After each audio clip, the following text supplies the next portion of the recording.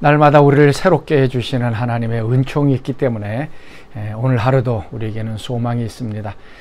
우리와 늘 함께 하시고 또 먼저 가셔서 또 우리의 길을 예배해 주시는 그 하나님, 또 그 하나님을 붙잡고 오늘 하루도 승리하는 귀한 하루가 되길 바랍니다.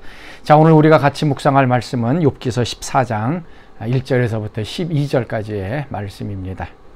여인에게서 태어난 사람은 생애가 짧고 걱정이 가득하며 그는 꽃과 같이 자라나서 시들며 그림자같이 지나가며 머물지 아니하거늘 이와 같은 자를 주께서 눈여겨보시나이까. 나를 주 앞으로 이끌어서 재판하시나이까. 누가 깨끗한 것을 더러운 것 가운데서 낼 수 있으리까. 하나도 없나이다. 그의 날을 정하셨고 그의 달수도 주께 있으므로 그의 규례를 정하여 넘어가지 못하게 하셨사온즉 그에게서 눈을 돌이켜 그가 품꿈같이 그의 날을 마칠 때까지 그를 홀로 있게 하옵소서. 나무는 희망이 있나니 찍힐지라도 다시 움이 나서 연한 가지가 끊이지 아니하며 그 뿌리가 땅에서 늙고 줄기가 흙에서 죽을지라도 물 기운에 움이 돋고 가지가 뻗어서 새로 심은 것과 같거니와 장정이라도 죽으면 소멸되나니 인생이 숨을 거두면 그가 어디 있느냐. 물이 바다에서 줄어들고 강물이 잦아서 마름같이 사람이 누우면 다시 일어나지 못하고 하늘이 없어지기까지 눈을 뜨지 못하며 잠을 깨지 못하느니라. 오늘 14장에서 욥은 인생이 얼마나 빨리 지나가는지 또 얼마나 허무한지 또 얘기하고 있고, 특별히 고난 중에 있을 때 그 고난을 극복하고 새롭게 시작할 수 있는 그 부활의 가능성이 인간에게는 없다, 자신에게는 없다라고 하는 것을 좀 얘기하고 있습니다. 먼저 1절 말씀 보면 여인에게서 태어난 사람은 생애가 짧고 걱정이 가득하다. 여인에게서 태어난 모든 사람들은 인생이 얼마나 짧은지, 그리고 그것이 얼마나 빨리 지나가는지, 그러나 그 빠른 인생 가운데서도 기쁨과 즐거움이 있는 것이 아니라 근심과 걱정, 두려움으로 가득 차 있다라고 얘기해 주고 있습니다.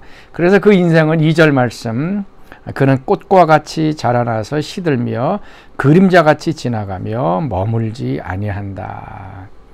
꽃이 피게 되면 1년생도 있고 단연생도 있지만 꽃이 활짝 피었다가 시들어 버리는 것, 우리 인생도 그와 같다는 얘기죠. 한번 이 세상에 태어나서 이 세상에서 지나고 나면 또 죽고 나면 그 사람의 인생은 시드는 꽃처럼 아무것도 되지 않는다라고 얘기를 합니다.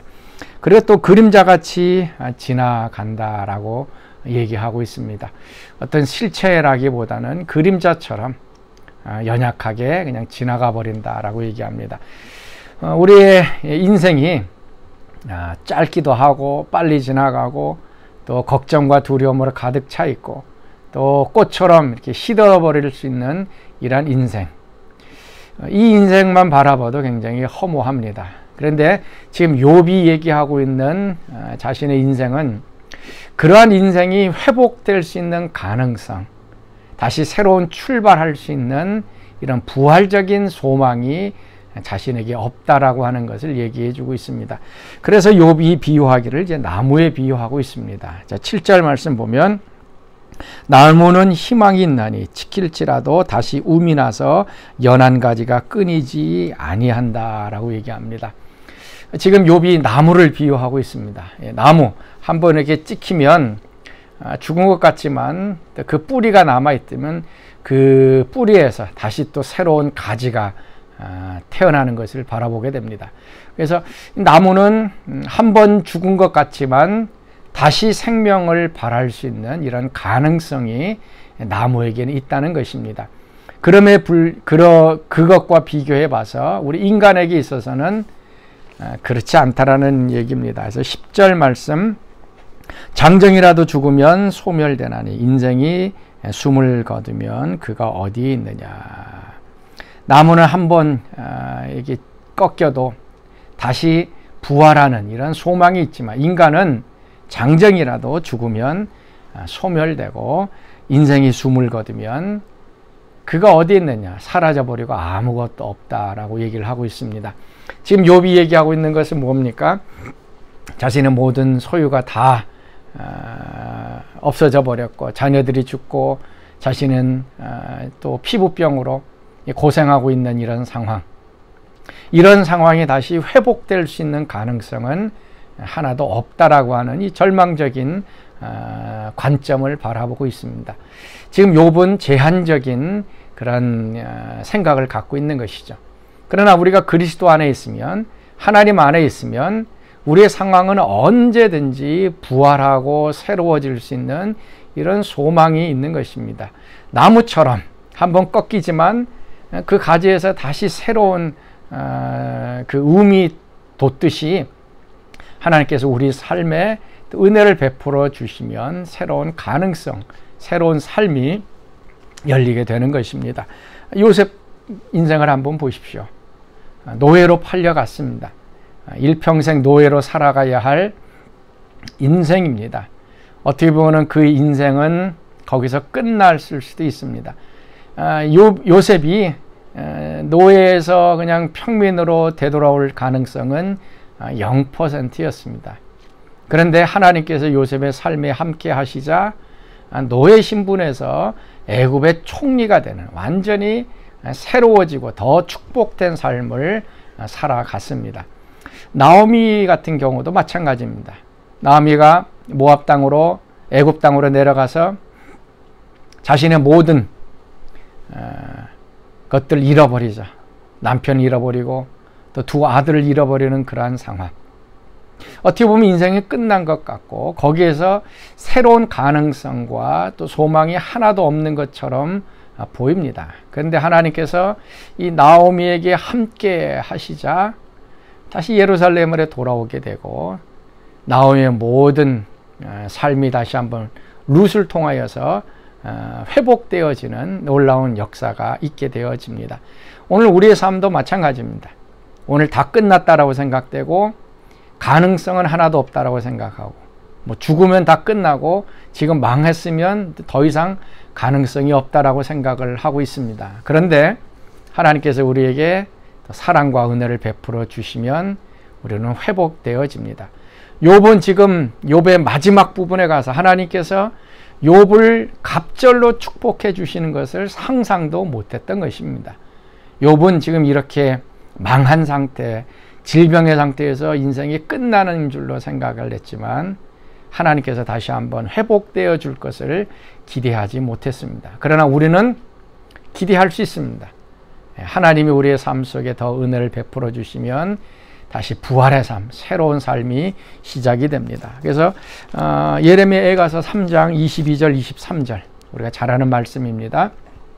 여호와의 인자와 국률이 무궁하심으로 우리가 진멸되지 아니함이라. 우리는 완전히 망하지 않는다는 얘기입니다. 그 이유는 하나님의 인자와 국률이 우리 가운데 무궁하다, 끝이 없이 베풀어 주신다. 그래서 23절 이것들이 아침마다 새롭다.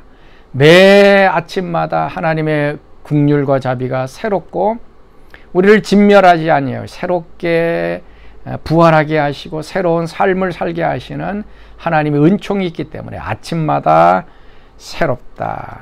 이는 주의 성실하심이 크도소이다. 사랑하는 성도 여러분, 자, 오늘 하루도 하나님께서 우리에게 주시는 새로운 출발의 은총, 또 부활의 소망, 또 다시 시작할 수 있는 그 능력들을 하나님께서 우리 가운데 주시길 바라고 이것 붙들고 오늘도 승리하실 수 있기를 바랍니다. 우리 같이 기도하겠습니다. 하나님, 우리 인생 짧습니다. 그리고 염려와 근심으로 가득 차 있습니다.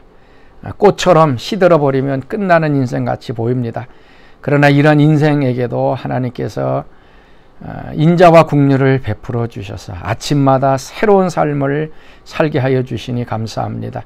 오늘도 이 하나님의 말씀 붙들고 끝난 것 같고 더 이상 가능성이 없는 그런 상황 속에서도 하나님이 우리의 삶을 다시 한번 새롭게 새로운 부활과 능력으로 더 큰 축복의 삶으로 이끄는 것을 오늘도 믿으며 그 하나님께 의탁하는 오늘 하루 되게 하여 주옵소서.